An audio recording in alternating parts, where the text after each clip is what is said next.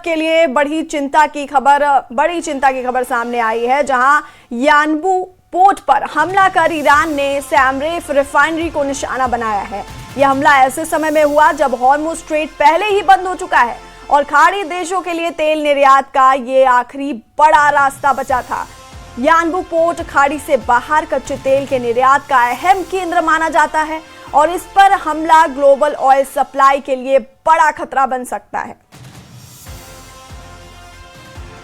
तो एक तरफ दुनिया वैसे ही तेल की किल्लत से जूझ रही है, तो वहीं दूसरी तरफ सऊदी अरब के लिए बड़ी चिंता की खबर सामने आ रही है, जहां यानबू पोर्ट पर यह हमला किया गया। ईरान ने सैमरेफ रिफाइनरी को निशाना बनाया और यह हमला ऐसे वक्त में हुआ है जब हॉर्मुज स्ट्रेट अब पहले से ही बंद हो चुका है और खाड़ी देशों के लिए तेल निर्यात का यह आखिरी बड़ा रास्ता बचा था।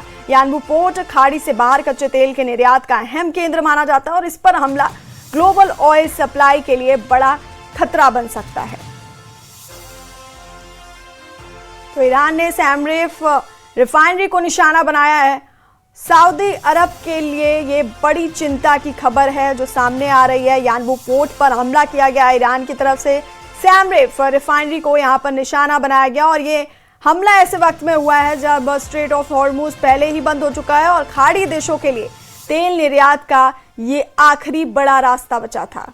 यानबू पोर्ट खाड़ी से बाहर कच्चे तेल के निर्यात का ये अहम केंद्र माना जाता है और इस पर हमला ग्लोबल ऑयल सप्लाई के लिए बड़ा खतरा बन सकता है।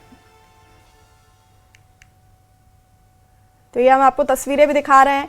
यानबू पोर्ट पर यह हमला किया गया और सैमरेफ रिफाइनरी को निशाना बनाया गया है।